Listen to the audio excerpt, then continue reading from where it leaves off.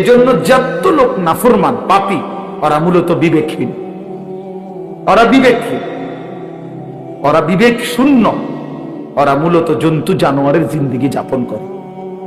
যে জীবন আল্লাহর আনুগত্য করে না, খোদার হুকুম মানে না, ওই জীবন জানোয়ারের জীবন। হ্যাঁ, ওটাই সত্য, এটাই জিন্দেগি। যে জীবন মনের ইচ্ছা মতো চলে, যা মন চায় তা, এটা জানোয়ারের জীবন, এটা কুকুরের জীবন। হ্যাঁ, কোরআন শরীফে আছে, আল্লাহ তাআলা বলেছেন ওয়াত্তাবা হাওয়াহু ফামাথালুহু কামাথালিল কালব। সূরা আরাফের মধ্যে আল্লাহ বলে, মনের ইচ্ছা মতো যে চলে, আমার মনে যা চায় তা, কিসের নামাজ, কিসের আল্লাহ, কিসের রাসূল, কিসের কবর আখিরাত, হুজুরদের কথা বাদ দাও, এটা আমার মনে যা চায়, আমার যখন যেটা ভাল লাগে এটাই করব। মন চাইলে ঘুমাবো, মন চাইলে সজাগ থাকবো, মন চাইলে হাসে, মন চাইলে কাঁদে।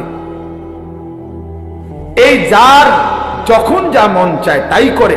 আল্লাহর বিধান, রাসূলের বিধান, কোরআনের বিধান যে অনুসরণ করে না, খোদার কসম আল্লাহ বলছে ফামাসালুহু কামাসালিল কালব, তার উদাহরণ আল্লাহ বলেন কুত্তার মতো।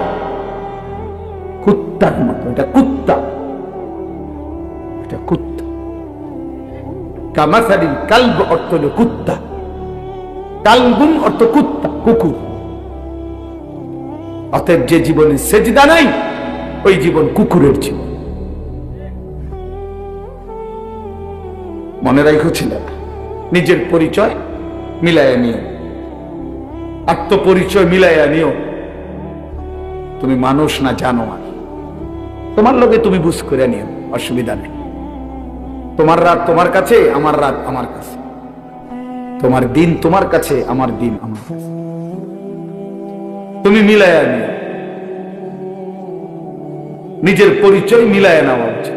আল্লাহ কোরআনে বলছে ফামাসালুহু কামাসালিল কালব, শাহওয়াত, মনের চাহিদা, কামনা, বাসনা, মনে যা চায় তাই যে করে, আল্লাহ বলেন এই জিন্দেগি কুকুরের জীবন।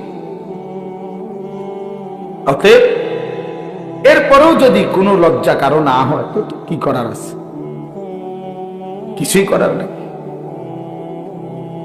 কেউ যদি বলে যে মনে মনে যে আমার কুত্তা কক আর শুকর কক, আমার সমস্যা না, আমি বেডি সামুই, হ্যাঁ, আমি নারী দেখবই, ছবি দেখবই, নর্তকী দেখবই, উলঙ্গ ছবি দেখবই আমি। এরপর বিনিময়ে আপনি আমার কুকুর বলেন আর শুকর বলেন, এটা আমার দেখা না। আমার শাহওয়াত, আমার মনের চাহিদা, আমার যা ইচ্ছা আমি তা করবো।